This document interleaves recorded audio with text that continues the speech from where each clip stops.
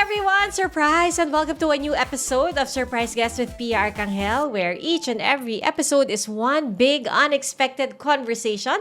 And that is exactly what we're going to have today. Kaya I'm very excited kasi ngayon ko lang malalaman kung sino ang ating makakasama ngayong araw. I will receive a set of clues. Basahin na natin. Okay, wow! Ang ganda naman ng clues natin. Para siyang isang tula. Okay.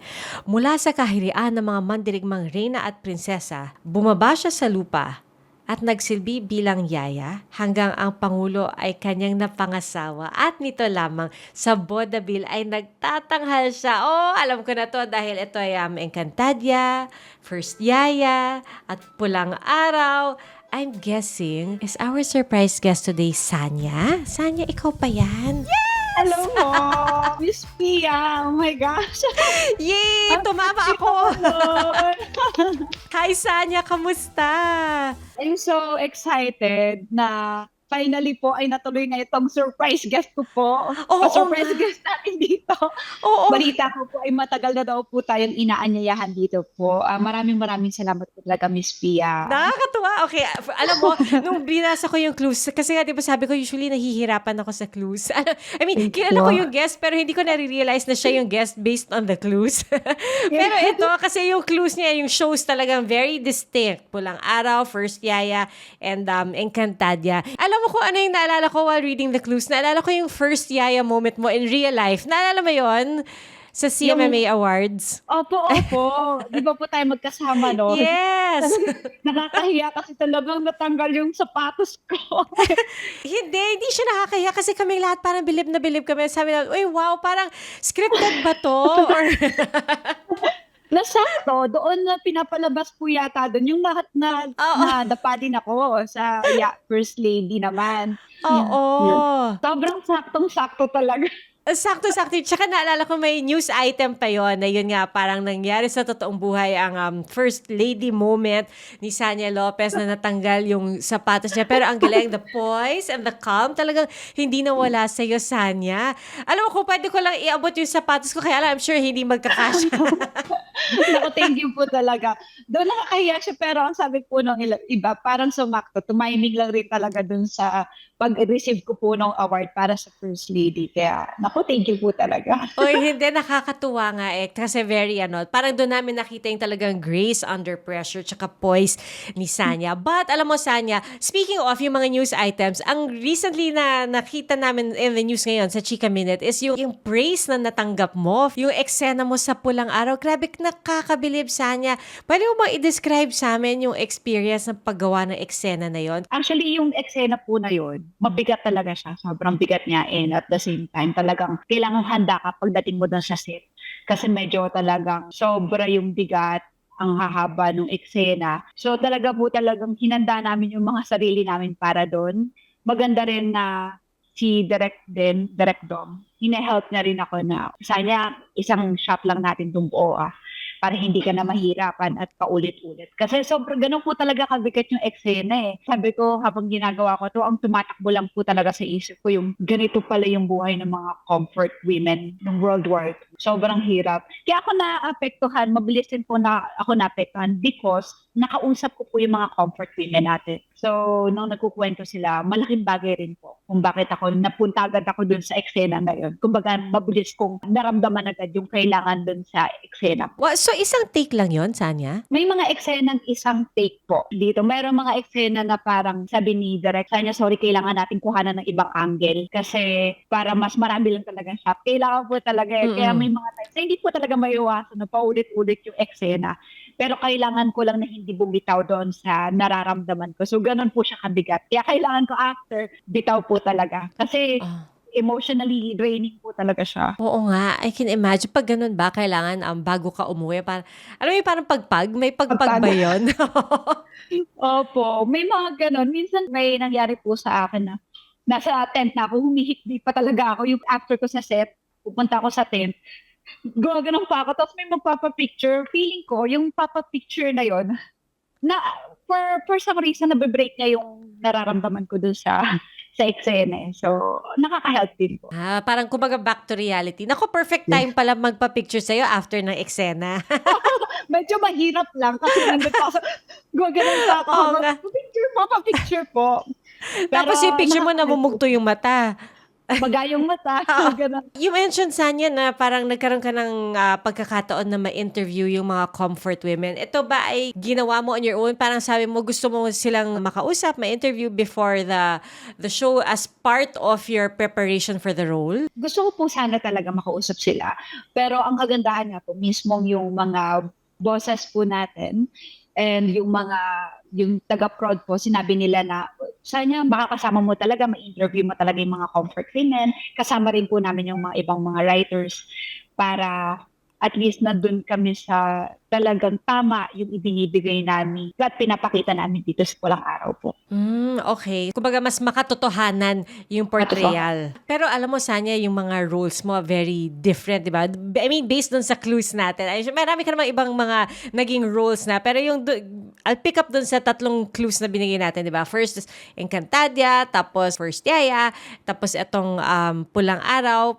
Parang ibang-iba lahat. Meron ba para sa yung natatangi sa mga roles mo or parang umaangat or parang angat na angat dahil kakaiba or pinakamahirap? Lahat po talaga kasi sila, totoo po yun, iba't iba yung klase ng atake mo, iba't iba yung personality ng mga roles na binibigay sa akin. So, actually, lahat po talaga sila mahirap. Pero, masasabi ko po talaga na yung dalawa po talaga, yung Encantadia kasi bilang Danaya, medyo palaban, medyo strong yung personality, medyo nai-relate ko yung sarili ko eh. Yung pagiging first yaya, yung makamasa, parang mas mabilis makarelate doon eh. Ito po talagang pagiging comfort woman. Ito po talaga yung medyo partly mahirap po sa akin kasi ito pong Pulang Araw, inaral ko rin kung paano yung pagiging bilang si Teresita na alta. So, hindi naman kami lumaki ng mayaman. So, kailangan mong magpaka-social-social.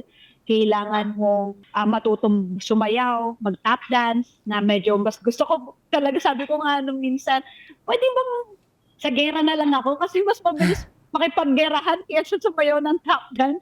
Ang hirap kasi kailangan coordinated lahat. At the same time, yun po talaga yung pinaka-challenging sa akin, pagiging comfort woman, na kailangan mo talagang laliman yung pagkilala mo dun sa character mo para makapunta ka sa ganong klaseng emotion na kailangan para sa eksena. So, kaya po masasabi ko na sobrang hirap din pala ganito. Siguro compared to, wait, yung show, ano bang nauna? Yung First Yaya or yung Encantadia? Encantadia po. Yun po talaga yung nagbigay sa akin ng break, yung Encantadia. Okay, so Tapos, Encantadia tas First Yaya. yes po. Yes Tapos po. yung And then, next chapter. Oo. yes po. Yun po. So parang at least yung gitna mo, kumbaga mas good vibes, mas magaan Yes, kahit na. papaano yung vibe ng First Lady tsaka First Yaya. Yeah, opo. Rom-com po kasi yung first oo. Yaya and first Lady. Opo. So parang nagkaroon ka ng breather in between Encantadia tsaka itong Pulang Araw. Pero wait, sabi mo yung Encantadia was your first big break. Paano ka ba nag-umpisa sa industriya? Hindi ba si Kuya Germs ang naka-discover sa'yo? Yes po. Nag-start po ako sa Walang Tulugan na talagang nanonood lang ako bilang audience. Parang inimbitahan ako ng kapatid ko after 6 months na nandun siya. Nood ka naman taping, gano'n. Tapos may moment doon na wala na akong maupuan. Dito na ako sa may monoblock, malapit sa stage, pinaupo. And then yung isa na monoblock na katabi ko, si Kuya Germs na yung umupo. Tapos gano'n si Kuya Germs sa akin. Tingnan niya ako. Tapos ako naman, nahihiyang-hiya kasi syempre si Kuya Germs, tapos person na artista katabi ko, parang gano'n yung feeling. Mahilig kasi si Kuya Germs kapag dinner break nila, magkakasama. All artists nandun, sama-sama mag-dinner. And then pinakilala ko ni Kuya na, Tay, kapatid ko po si Shai. Shai pa po kasi pangalan ko na. Si Shai po. Sabi, kapatid ko pala ni Jack, ba't hindi ka nagpapakilala sa akin? Sabi ko, nakakaya no. Tapos sabi niya, gusto ko sa Friday next taping, kailangan nandito ka na. Na marunong ko ba kumanta? Marunong ko sumayaw? Kahit hindi ko alam kung ano sasagot. Sige po, opo. Opo. Ganon mo. Siguro dahil pangarap ko na rin po, Miss Pia, na mag-artista. talaga. Kumbaga nauna lang si Jack na makapasok sa showbiz pero gusto mo rin namang pumasok sa industriya. Yes po, opo. Parang pangarap ko na rin po talaga siya. Pero mahiyain po talaga sa totoong buhay, Miss Pia. Sa Bagay pala sa'yo yung pangalan na Shy. Opo, yun po. Kaya actually, pinapalitan rin po ng management. Bukod kasi ang dami po kasi Shaira sa industry Ah, natin. So, sinabi nila, bukod sa marami ng Shaira din, gusto mo ba i-change mo yung name mo para hindi siya kasi mag-artista ka tapos shy, di ba? Kaya ah. nabuo yung Sanya. Oo nga naman. Sino bang mas, si Jack ba ay kuya mo or ikaw ang ate? Si Kuya po, si Jack po. Okay. Ilang Kuya, years ang mas gap kuya. ninyo? 4 years po. 4 years. Medyo malaki-laki rin ang konti, no? Ang 4 years na gap. Dalawa lang ba kayo magkapatid? Dalawa lang po. Dalawa lang po. Okay. So, very Kaya, close kayo mula pa noon? yes, kami lang po talagang dalawa. Lumaki ako na parang siya na rin yung tumayong ama bukod kay mami sa akin. Kaya, Okay. iba yung bonding din namin talagang pare. Nako, I'm sure very protective pala siya sa'yo, no? Super, super po. Kaya, yung mga boys dati, wala makalaman. Kasi siya Yung po nga sasabihin ko, nangingigawan. matakot lang sila, no, kay kuya. Opo. Kasi lalaki siya eh. Sabi niya sa akin lagi. Lalaki ako eh. Alam ko na yung kung paano yung mga kalakaran ng mga kalalakihan. Sabi ng gano'n. Kaya dapat ako muna ligawan nila bago ikaw. Ay, o paano yan? May nakapasa ba? At any Before po point? yun. Pero dati po kasi parang hindi rin po talaga ako masyado nag-entertain. Kasi siguro nung after ko mag-high school, diretso na po ako sa work. Kumbaga, nung simula nga po nung walang tulugan, sunod na yung binigay ng GMA sa akin na parang project. Yun nga po, nag-start ako ng extra lang sa Half Sisters. Kasama, extra po ako ni Barbie Ortega. Ah, And then, ang nangyari dapat po talaga, 2 days lang yung taping ko po doon. May nangyari po na kailangan po nila ng bagong kaibigan ni Barbie. Binigyan ako ng lines, and then nung nakukuha ko naman po, tumagal na ako, 2 weeks, 2 months, hanggang ending po, naging 2 years po ang Half Sisters. Ending, ako na yung kinasal sa huli. Parang ang cute lang na parang siyang fairy tale para sa akin kasi hindi ko akalain na mangyayari sa akin yan, Miss Tia. Una mo bang nakilala si Barbie kaysa si Jack tsaka si Barbie? Opo, mas una po kami magkakilala. Okay. Tapos pang ilang beses nyo na pala itong magkatrabaho kayo ni Barbie? Second time po, ito na po yung next Okay. namin After ng Half Sisters. half sisters. Opo. Ito na po yung kami. As half sisters din. Oo nga, no? Oo nga pala. Kaya ang cute kasi kapatid ko po sa ama si Barbie po. Pero sa totoong buhay, baka maging sisters. Sister-in-law. Nako, yan, ibibigay ni Baka Lord. marinig ako ni Jack. Nandiyan ba siya? Wala po. Okay. Okay. Pero yung mga nakatrabaho mo na, syempre aside from yung mga co-stars mo na female, yung mga male co-stars mo, very big names in the industry. Imagine Gabby Concepcion, Alden Richards, sa Encantadia si Rocco. Si Kuya Dong rin po and Mr. Dennis Trillo. Imagine that, Sanya. So, parang, paano yon kapag ikaw ay nasa set kasama yung mga all these big names? I mean, syempre ikaw ay big name na rin, di ba? Pero may pagkakataon pa ba na ikaw ay nasa starstruck or naiilang, ganyan? Opo, may ganun po ako. Lalo na nung umpisa na, nung Encantadia pa lang po, nung sinabi nila ang makakapartner mo dito, si Mr. Rocco Nasino, parang, ganun talaga po, ganyan, siya agad. Kasi, syempre po, hindi naman po ako nag-expect ng kahit na tapos ma-partner pa po sa akin si Rocco Nasino. And then, imagine niyo po, mga kings of GMA, Ding Dong Dantes, Dennis Trillo, parang, kahit ako nasa-surprise na rin po ako na parang talaga po, makaka-partner ko sila. Nakakataba sobra po ng puso na makasama po sila. And now, Mr. Alden Richards. Parang, May mister talaga no? opo, parang ganun po talaga ako. Until now po, na-amaze pa rin ako sa kanila na, pero totoo ba? Lagi mo na ako surprise sa mga ganitong proyekto, sa mga ganitong blessings. Thank you, Lord. Kaya wala na po akong maireklamo kay Lord. Wala na po masabi ko, Lord, thank you na lang po talaga. Pero may napansin ka bang pagkakaiba? I mean, syempre, iba-ibang generations rin sila ng mga artista. Like, from Gabby Concepcion to Alden. May napapansin ka bang difference in style or kanilang pakikitungo sa iyo, sa mga kapwa-artista? Alam niyo po, ang isa sa mga talagang, hindi ko po masabi yung kakaibahan, pero yung similarities nila, ang isa po sa pinaka na-appreciate ko doon is that kaya pala sila mga naging hari ng showbiz industry. It's because of their personality. Kung paano sila makitungo sa'yo, kung gaano sila ka-humble, kung gaano sila ka-professional when it comes to work. So, parang doon ko sila na-appreciate na kaya pala sila hari ng GMA, ng network, dito sa industriya ito because ganun klaseng tao sila. Grabe sila kung gaano ka-gentleman sa akin. Iba pong klase sila. Mapapansin mo talaga yung kung gaano sila kabait na. Alam mo, I'm sure parang they can say the same about you, na parang kaya yung the star of Sanya keeps rising and continues to rise kasi ganun rin yung pakikitungo mo sa kanila tsaka sa mga ibang kapwa artists, mga nasa set, ganyan. For you, Sanya, at this point, syempre very busy ka with, with your work, with your taping, but can you describe to us si Sanya off-cam? Ano bang ginagawa mo pag ikaw ay wala sa set? Kapag rest day mo, hindi ka busy? May gusto ka bang pag-usapan? May nais ka bang malaman? Kailangan mo ba ng kausap? At some point, life has to go on. O kahit kachismisan? Once you lose your respect for a person, yung love never mo na siya mababalik. If you measure 3.67 inches or less, then that's a micropenis. Do you really have to go through all these roles before you focus on yourself? Kapuso, kahit ano pa yan, i-share mo lang. Kasama si Dr. Ana Tuazon. Nasaan ka man, nandito kami. Makikinig at makikipagkwentuhan. Email us at sharekolang@gmanews.tv. Dahil sa buhay, lamang ang may karamay. #ShareKolang. Pag rest day ko po, madalas nasa bahay lang po talaga ako. Minsan, nanonood lang ako dito na Netflix, gano'n lang po, o mga shows ng GMA.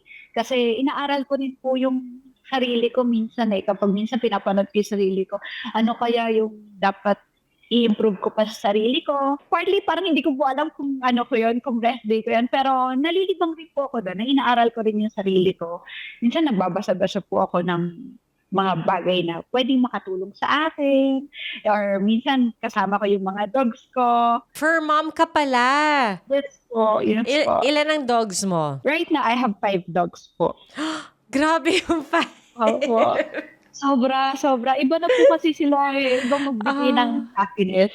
Iba-ibang breed ba sila? Meron po ako ng Pomeranian, Pomeranian Petting po siya, mixed breed po. And then, mga poodle, toy poodle, and Jack Russell Pug. Ganun po. Nako. Nadadala mo ba sila sa taping? Noong una po, nadadala ko pa, lalo na yung toy poodle, pwede dalhin. Kaya lang, naawa din po kasi ako kasi parang feeling ko na-stress sila, na hindi sila sanay sa tao. Kasi hindi ko rin po talaga masyadong inilalabas. Oo. So, yun po. Pero minsan, katulad nito si Jamie. Patingin nga. Ay, ang cute naman ni Jamie. Ang cute! Oh, may kiss pa siya sa'yo. Naging naging artista na doon sa show ni Kuya. Kasi kay Kuya po talaga to. Ito po. And then, ngayon po kasi since meron ng house si Kuya, kinuha na niya yung iba niyang dogs. Since ito po yung isa sa mga kauna-unahan naming aso, iniwan niya po sa akin na ako na daw po mag-alaga. Di ba? Ang sweet. Kay Jamie.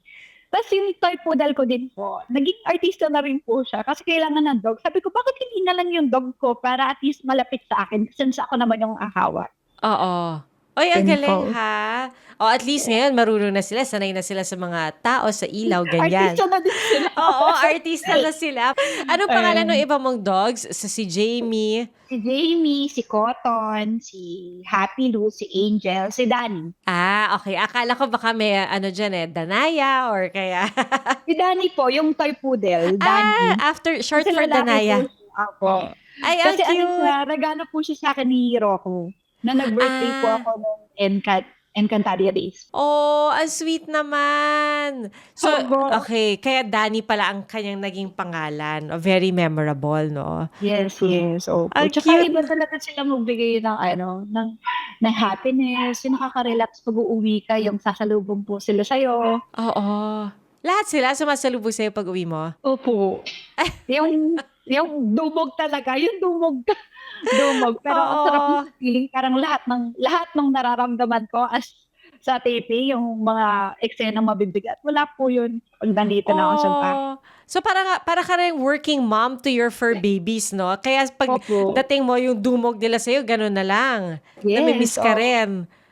Opo. Diba? Meron ka bang meron kang tips for other fur moms or fur parents? Siguro, kahit nag-ano ka ka-busy sa work mo, importante na binibigyan mo pa rin sila ng attention. Kasi ang mga dogs din pala na-stress din po sila pag, for example, hindi mo sila papansin. At the same time, meron din po sila, may napanood lang siguro ako, kakanood ko ng TikTok ito eh. Meron ako nakita na hindi pala nakaka-help sa mga dogs. Kasi nagkakaroon sila ng separation anxiety kapag pagdating mo, yung kailangan mo silang pansinin agad. So, bigyan mo sila ng time na kasi nagpapanik sila eh. Na, andyan na si mami. So, hayaan mo muna silang ma-relax. Act normal. And then, saka mo lang sila pansinin kapag medyo relax na sila. Para hindi sila masanay na kapag wala ka, nalulungkot sila, nagkakaroon sila. Oh, shucks. No, talagang, kailangan talagang, responsible pet ownership, di ba? Parang hindi Opo, pwedeng opo. basta ka lang magkakaroon ng alaga tapos hindi mo naman aalagaan. Kailangan inaalagaan talaga sila. Opo. So, nung bata ka ba, meron ka ng mga alagang aso, ganyan? Hindi po, takot po talaga ako sa dogs. So, alam po, Miss Pia, sobrang takot na takot po ako sa aso before, nung bata po ako. And then natuto lang ako kasi nag-start po yun. Nung merong dogs na lumapit sa akin, parang hindi ko akalain na alagaan ko. Pumunta lang sa bahay. And then, ayun na, inalagaan ko na lang siya na doon na nag-start hanggang, unfortunately, may nangyaring masama sa kanya. Parang may maling na i-inject sa kanya. Oh. So, pero yun, nag-start po siya, nito na lang, nung nag-e-Encantadia na po ako. Doon po ako nahilig sa dogs. Mas mahilig ako sa pusa before. And then now, mas takot na ako sa pusa. Hindi ko po alam kung bakit. So, wala kang ibang alaga ngayon? Yung dogs lang? Wala nang iba? Opo, Ay, yung cute ni dogs. Jamie. Opo, diba? Ganun siya. Parang na-excite siya. Kasi lumabas siya sa screen. Na-excite na siya. Yes. Napaka-cute. Sabi mo kanina, minsan nanonood ka rin ng Netflix. Ganyan. Ano ba yung mga Yes po. shows na kinahihiligan mo? Ikaw ba ay K-drama fan? Gusto mo ng mga foreign films? Ano bang pinapanood Opo. mo? Sa ngayon po, nanonood po ako ng mga docu ng World War II. Yan, no, Parang trabaho pa rin yun. Opo, work pa din. Kasi doon nalilibang ako kasi at the same time may natututunan tayo. Pero yun, yung iba, ganun pa din. Or minsan, rom-com. Or minsan, like for example, The Notebook. Yan, yung mga ganyan. So, yung mga nakakakilig K-drama. Pero mas, mahilig kasi talaga ako sa mga like suspense, thriller movies. Now, yung Gyeong Picture. So, yan na yung mga pinapanood ko. Kung gusto ko talaga mag-relax. Gusto ko lang chill lang talaga. Oo nga, nakakatuwa naman. So at least alam na namin kung ano ginagawa ni Sanya pag wala siya sa taping. Pero, kasi yung ibang scenes mo, I mean, at least like before sa Encantadia, marami kang mga action scenes. Tapos, even here sa Pulang Araw, very physical yung tap dancing, di ba? So kanina Opo. nabanggit mo na nag-lessons ka for tap Yes. dancing. Pero pag yung dun sa mga action scenes, kailangan mo rin ba ng mga practice sessions for that? Or talaga ikaw ay naturally active, naturally fit dahil palagi ka nag-exercise? Sa ngayon po, pinipilit kong bumalik po sa pag-workout. Unfortunately, nagkaroon po kasi ako ng back problem. Tapos hanggang kailangan unti-unti binabalik ko na para makapag-workout ulit ako. Kasi nga po ginagawa ko rin po now yung sangre. So, medyo sabay sila. Kaya kailangan na pa-practice yung likod. Medyo bumabalik-balik na, nagiging okay na rin po ulit yung likod ko. So, ready na ulit para sa mga fight scene. Oh, grabe, ang hirap pala ng schedule mo, no? So, kailangan mo mag-switch ng sangre, tapos Pulang Araw. Totoo po yan. May nangyari nga po sa akin na pinagbawalan din po kasi ako mag-workout kasi maninigas yung muscle. And sa pag nagta-tap dance ka po pala, kailangan hindi matigas yung muscle mo. So, bawal ka mag-workout. Oh. Tapos yung taping ko sa kabila, kailangan ko mag-workout kasi fight scene yun. Tapos hingal na hingal ka kapag katapos. Kailangan mo ng cardio, kailangan strong yung core mo, yung mga muscles mo kasi fight po talaga. Tsaka matindi po ngayon yung mga fight director namin. Matindi na mga tinuturo nila. Pero at least hindi na sumasakit yung likod mo. Nakiusap po ako sa kanila ng mga umpisa. Baka pwede nila akong pagbigyan to rest muna kasi yun yung sinabi sa akin ng doktor. I need to give time para dun sa likod ko na makapagpahinga siya para mas mabilis akong makarecover agad. Tapos balik fight scene po. Oh, so from an injury ba yon yung back problem? Opo. So, nagkaroon lang ako sa isa ko pong ginagawa na naka-harness ako. So, mali lang yung bagsak. Kaya dapat ingat talaga. Kahit na, dati po mahilig po kasi ako na ako na yung gagawa kahit merong double. Kasi iba pa rin po yung feeling na ikaw talaga yung gumawa sa eksena. Naitahan po ako. So, ayun. Yun na, kaya po ako nakapagpahinga. Sige. Oh, okay. Ang hirap din nun, no? Parang very physical. Hindi lang kasi siya emotionally challenging. Physically challenging din yung mga roles na ginagawa mo. Di ba, Sanya, ikaw ay isang singer din? Nakakaya, Miss Pia. Hindi. Alam ko, meron kang ni-release, di ba? Yes po. Opo. For fun. Yun, Album ba? Single? Single lang? Single lang po. Saka na po Next na yung album. Pwede na po yung mga makikinig. Pero ano po, yung sa akin po, napag-usapan lang po namin yun. Parang naririnig nila ako. Minsan kumakanta. Tapos sabi ni Direct Nigel de Mesa, sinabi niya sa akin na, gusto mo gawa tayong kanta? Parang bagay ito sa'yo, song. Ano bang gusto mong song? Sabi ko, gusto ko yung medyo, it's about parang women empowerment. Sabi niya, sige, gusto mo ba ito? Kasi bilang Pilipina ako, tapos hindi ako nagpapaligaw, parang hindi ako nagpo-boyfriend, hindi ko alam kung minsan tama ba yun. Parang gano'n. So, ginawa ako ng song ni Direct Nigel ng Hot Maria Clara. So, doon po nag-start. Sabi ko, sige, for fun lang naman. And then yun na po, nagkaroon ako ng single. Cute naman. Ang cute nga actually na Hot Maria Clara. Di ba? Actually, parang title pa lang paisip ka na parang, uy, parang okay to ha. Di ba? Yes. Opo. Kasi ina-encourage din na parang tayong mga babae, hindi tayo basta-basta. Kumbaga kahit yes, parang tingin nyo sexy kami or maganda kami sa paningin ninyo pero hindi nyo kami basta-basta makukuha. Lalo na para sa mga young women, yung mga young Filipino women, di ba? Great message. And equality. Yes, exactly. So, abangan namin yung next single mo. Or buong album na talaga to. Ready na ba kayo? Ready na. Tapos sabayin mo pa ng tap dance, di ba? May music video idea ka na. Opo. Pero sa totoo lang po, meron rin silang hinahandaan GMA Music again ng bagong song naman. Pero usapan pa lang po namin. Tinanong nila, ready ka ba? Sana, since ito yung in-open mo sa amin na parang gusto mong kantahin. Malalaman po natin. Next po siguro natin chikahan this Pia. Ay, oo nga. So paglabas nun, mag-guest ka ulit sa amin. Surprise Yes mo ulit po. kami. Opo, yes po. Sanya, Nagbabalik. nakakatuwa because there are so many good things happening now in your career. Parang sunod-sunod ang blessings. Like you said, di ba? Parang truly grateful for all the blessings that continue to come your way. Parang looking back, di ba? Pag inisip mo nung ikaw ay nag-uumpisa, yung si Sanya na nakaupo dun sa monoblock chair katabi ni Kuya Germs. Ilan taon ka ba nun? 14 or 15 po. 15 diba? years old. lang po Bagets ako na nun. bagets pa nga. So, after everything you've been through so far, para ano yung gusto mong sabihin kay Sanya na nakaupo doon sa monoblock chair at 14 years old? Sabi ko lang kay Sanya, kay Shai, na nakaka-proud lang lahat ng mga ginawa mo, lahat ng mga pagod, puyat na pinagdaanan mo. Hanggang ngayon naman, talagang worth it. At talagang, alam mo yan, ito yung blessings na natatanggap mo ngayon. Nakaka-proud dahil ang sarap lang na maging inspirasyon ka din ng iba pang mga kabataan na talagang malaki yung pangarap nila at na walang imposible, na kaya mong abutin lahat ng mga pangarap mo. Basta't ginusto at may pangarap ka, huwag ka mapagod, at mahabang pasensya. Nakaka-proud lang. Sana marami pang ma-inspire nakaka-inspire. Nakaka-inspire talaga, Sanya. And I'm sure para dun sa mga batang nakikinig sa atin, actually, hindi naman kailangan maging bata, para dun sa lahat ng mga Opo. fans mo, supporters mo na nangangarap na maging artista din tulad mo or makamit ang kanilang pangarap, they will be truly inspired by your story tsaka by your message. So, Sanya, thank you so much for spending all this time with us. But before we let you go, Sanya, meron Opo. kaming surprise game para sa'yo. At Surprise game. yes, surprise to ha. So, surprise din Opo. yung rules. At surprise yung title. Ang title ng game na to, Bida kontra Bida. So, Okay po. so magbigay ka ng isang bagay na like ng co-stars mo at isang bagay na alam mong pet peeve nila or talagang ayaw na ayaw nila. Alamin namin gano'n mo kakilala yung mga co-stars mo. Okay. Alright. Ang dami nito. Okay, first, si Barbie Fortesa.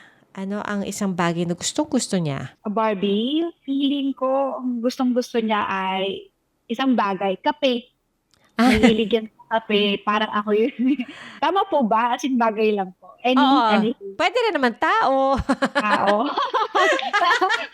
Bookingan na to. Doon na lang po tayo sa sa kape. Yan, mahilig siya sa kape. Safe Parang na yung kape. kung mahilig ako sa kape, mas mahilig sa kape si Barbie. Parang hindi niya kayang mabuhay ng walang kape. Ano yung bagay na ayaw niya? Or parang galit ba siya sa late? Or meron ba siyang ayaw niya ng Yes. soft drinks? Ganyan. Opo, galit siya sa late. Ayaw niya ng late. Kasi lagi siyang maaga.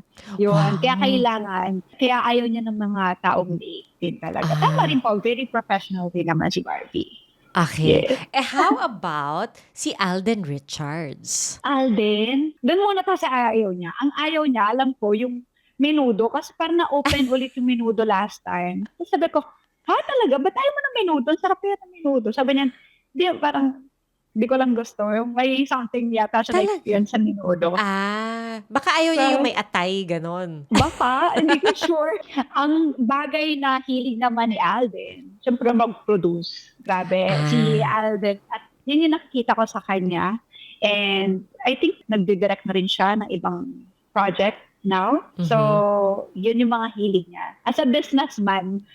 Ay, wow. As a businessman, okay yun Okay. Yes. Ito dun sa next name, ibahin naman natin ng konti yung mechanics. Opo. Magbigay ka ng something tungkol sa co-star na to na gustong-gusto mo at magbibigay ka ng something tungkol sa co-star mo na parang, di naman sa ayaw na ayaw mo, pero yung parang, kumbaga, pet peeve mo tungkol sa kanya. Or sorry, hindi pala necessarily co-star. Kasi ang next name natin dito, Jack Roberto. At least if yun, kapatid mo naman siya, kahit ano sabihin mo Kapatid tungkol ko sa na. kanya, okay lang. Opo. Siguro ang gustong-gusto ko kay Kuya, sabi ko po gustong-gusto ko sa kanya ay yung pagiging kapatid niya sa akin.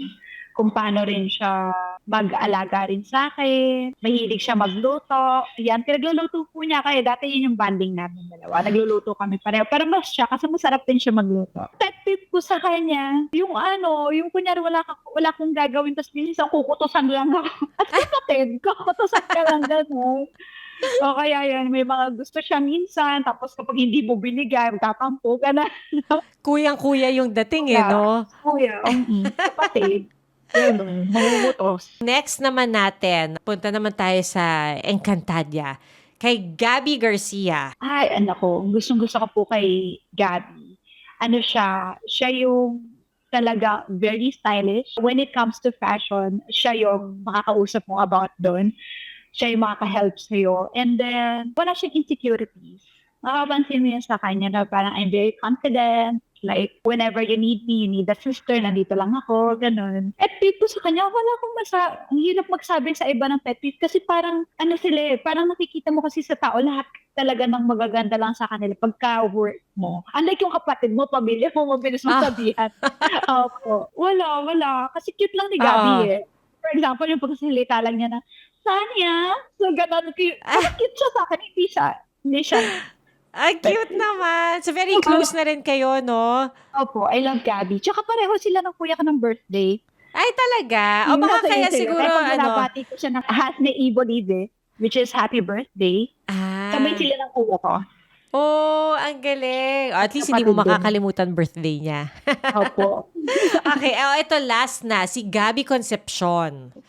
Ay, nako, siguro po nagustuhan ko sa kanya, very gentleman. May nagustuhan ako ng moment na pandemic kasi nung ginagawa po namin yung first tiyaya. And then, bawal ako magsama ng assistant po at that time. But siya, meron siyang assistant that time, parang nag-makeup. Sabi niya sa akin, kapag kailangan mo na mag-help sa'yo, nandito lang rin siya. And then siya mismo, nakita ko siya, parang hindi siya sa gamit ko.